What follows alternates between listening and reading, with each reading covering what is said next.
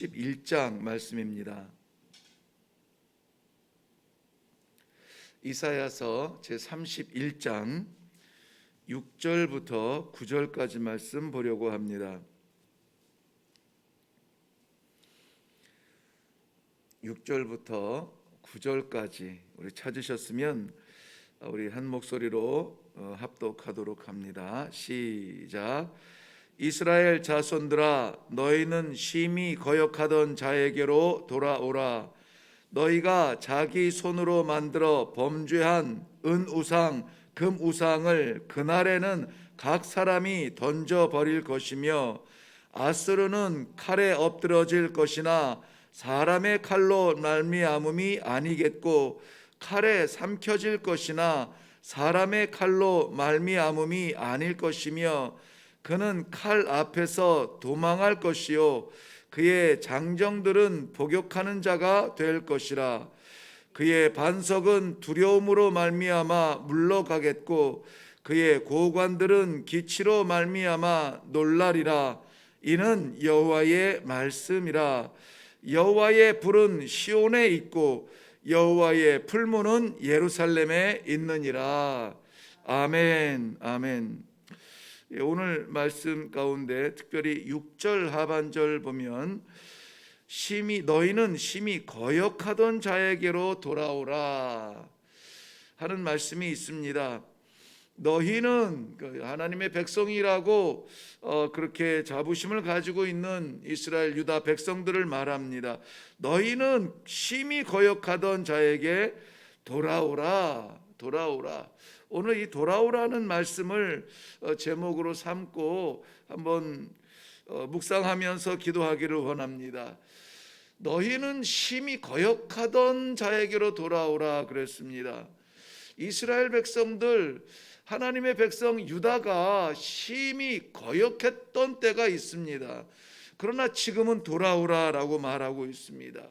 돌아오라라고 하나님께서 이렇게 강력하게 명령하실 때에는 이유가 있죠. 그 이유는 뭡니까? 잘못 가고 있다는 것입니다. 그 길이 아니다, 그 생각이 아니다, 그곳이 아니다, 잘못 가고 있다. 돌아오라.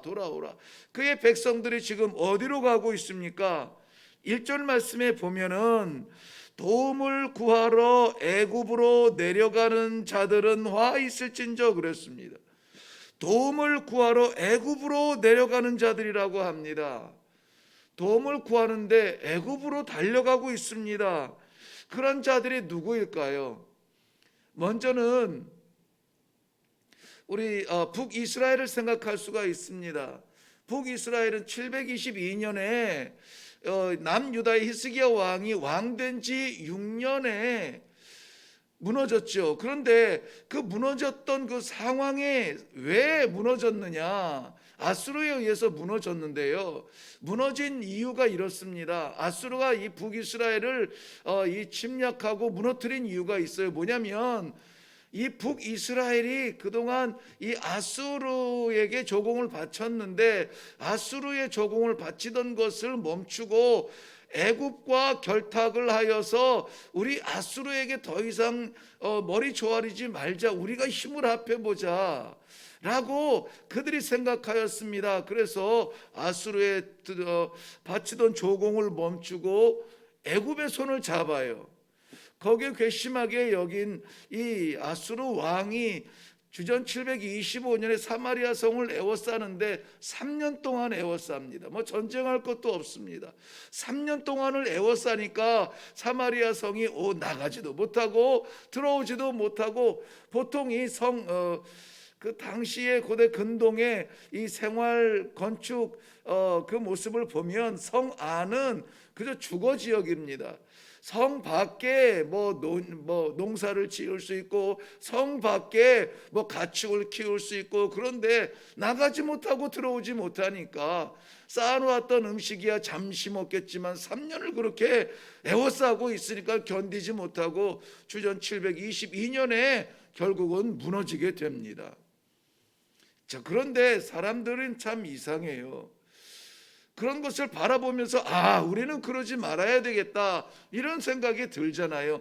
그런데 그것을 왕이 된 이후에 6년 만에 사마리아가 왜 무너졌는지, 어떻게 무너졌는지 그것을 두 눈으로 똑똑히 쳐다본 히스기야 왕이 그로부터 8년 후에 아수르가 이 세력 확장을 위하여서 이 유다를 침공을 합니다. 예루살렘을 쳐들어옵니다. 이미 수십 개의 성이 무너졌습니다. 사마리아처럼 예루살렘 성을 둘러싸고 있습니다. 급한 마음에 이 히스기야 왕은 유다의 사신을 보냅니다. 그러나 애굽의 사신을 보내죠. 그런데 애굽이 지금 그럴 정신이 아니라 그랬죠.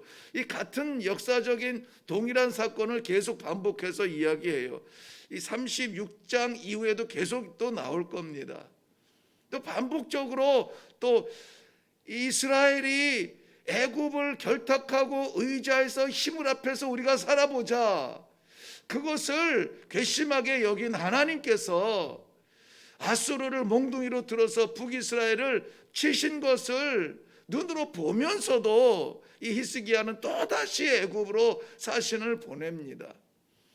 지금 애굽은 그럴 겨를이 없다고 그랬습니다. 마음이 조급해진 히스기야는 베옷을 입고 옷을 찢고 여호와의 성전에 들어가서 기도하는데, 물론 1차적으로야 뭐 줄 거 다 줬죠. 뭐 하나님의 성전의 기둥에 있는 금까지 다 벗겨서 줬으니까 줄 만큼 주었는데 세상이 배부릅니까? 배부르지 않아요. 그것을 다 받고도 다시 이렇게 몰려오니까는 더러 겁이 나고 다리가 후들거려서 여호와 앞에 드디어 무릎을 꿇게 됩니다. 하나님의 백성이 임신하였으나 출산하지 못하는 임산부같이 되었습니다. 어떻게 하면 좋습니까? 어떻게 하면 좋습니까? 하나님께서는 이사야 선지자를 통하여서 응답을 해 주십니다. 저들이 돌아가 저 왕은 칼에 죽으리라. 물론 실제적으로 이 사건 이후에 아수르의 왕은 돌아가서 자기 아들들에게 죽습니다마는 죽으리라. 그런데도 그 하나님의 예언의 말씀을 듣고도 랍사겔은 다시 쫓아와서 이스라엘 백성들을 현혹합니다. 아람 말로 현혹합니다. 너희들의 왕의 말을 듣지 말라. 저거 다 거짓말이다. 이제까지 보지 않았느냐? 누가 우리의 칼에서 건져낸 신이 있겠느냐? 아무도 없다. 여호와가 응답했다고 속지 말아라. 뭐 이렇게 이야기를 해대니 이거는 뭐 견딜 수 없는 두려움입니다. 그때 하나님께서 다시 응답하여 주시고, 정말 오늘 말씀에 이 8절 말씀에서 말씀드린 나온 것처럼 아수르가 칼에 무너지지만은 사람의 칼이 아니었습니다. 아수르가 칼에 망하지만 사람의 칼로 망하는 것이 아니었습니다. 그들이 칼 앞에 도망할 것이요, 그들을 삼키는 칼은 사람의 칼이 아니라, 실제적으로 역사 속에서 이 히스기야 눈으로 본 것은 무엇입니까? 18만 5천 명이 무너지는데 단 하루 만에 죽게 돼요. 남유다의 히스기야의 군대의 칼에 의해서가 아니라 여호와의 칼에 의해서 저들이 무너지는 것을 보게 됩니다. 자, 이런 것을 보면서도 이 애굽으로 쪼르르 달려가는 그러한 자들은 화 있을진저. 우리 지난번에 마지막으로 살펴본 이사야서 30장에서는 뭐라 그랬습니까? 도움을 30장 1절 2절 말씀에 보면은 도움을 구하러 애굽으로 가는 자들이 어떤 자들이라고 그랬습니까? 패역한 자들이라고 그랬어요. 패역한 자들.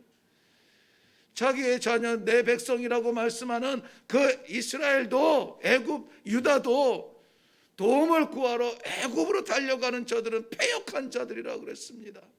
근데 오늘 말씀에서는 저들은 화 있을진저. 왜 하나님의 백성들이 세상에 의지하는 겁니까?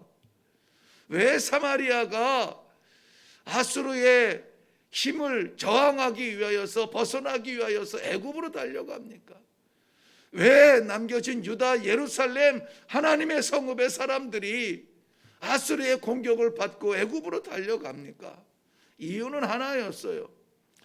오늘 말씀에 보면은 저들의 말과 병거가 많음으로 그랬다 그랬습니다. 1절 말씀에 도움을 구하러 애굽으로 내려가는 자들은 화 있을진저 그들은 말을 의지하며 병거의 많음과 마병이 심히 강함을 의지하고 이스라엘의 거룩하신 이를 앙모하지 아니하며 여호와를 구하지 아니하나니 그랬습니다. 하나였어요. 눈에 보니까는 저들의 마병이 많습니다. 강해 보입니다. 그렇기 때문에 저들은 애굽으로 달려가는 거예요. 많은 것이 의롭고 강한 것이 의롭고 높은 것이 의로워 보이는 것은 세상의 질서입니다. 눈에 보암직하고 눈에 먹음직하고 그러면 여지없이 손을 펼치는 것이 우리 인간들의 연약함입니다. 반복적인 범죄가 일어나요. 사마리아가 그래서 망했으면 유다는 그것을 보면서 반면교사로 삼아서 어려울수록 하나님을 붙들고 의지해야 되겠다. 우리가 하나님의 백성이고 이 자리가 하나님의 성읍이고 하나님의 능력이 우리를 보호하실 것인데 하나님을 떠나서는 아니 되겠다. 하나님과 함께 가야 되겠다. 왜 이런 결단을 못할까요? 눈에 보일 때에 많아 보이니 강해 보이니 높아 보이니 화려해 보이니 이스라엘이 그랬듯이 유다도 애굽으로 쪼르르 달려 내려가는 것입니다. 지금도 여전히 마찬가지예요. 하나님의 백성들이 잠시 살아가는 이 세상에 잠시 지나가는 이 세상에 아름다운 흔적을 남기고 신앙의 흔적을 남기지 아니하고 오히려 동화되어서 마치 이 땅에 속한 사람들처럼 많은 것을 쫓아갑니다. 높은 것을 차지하려고 합니다. 하나님의 뜻을 구하지 않습니다. 그런데 하나님과 세상은 동시에 섬길 수가 없습니다. 하나님의 백성은 하나님을 바라봐야 되는 것입니다. 세상에 살아가지만은 세상에 속한 사람들이 아니에요. 성경은 분명히 말합니다. 세상과 하나님을 동시에 섬길 수 없다. 이것도 저것도 아닌 하나님께서 가장 싫어하는 그러한 삶의 모습, 미지근한 것이죠. 그러므로 그들을 향하여서 하나님께서는 다급한 마음으로 안타까운 심정으로 말씀을 외치고 있는 겁니다. 돌아오라, 돌아오라, 돌아오라, 너의 자리로 돌아오라. 달려가던 길 멈추고 돌아오라 라고 말씀하고 있는 것입니다. 구원이 여호와께 있음을 선포하고 있는 것입니다. 오늘 3절 말씀에 보면은 애굽은 사람이요 신이 아니며 그들의 말들은 육체요 영이 아니라 여호와께서 그의 손을 펴시면 돕는 자도 넘어지며 도움을 받는 자도 엎드러져서 다 함께 멸망하리라 라고 말씀하고 있습니다.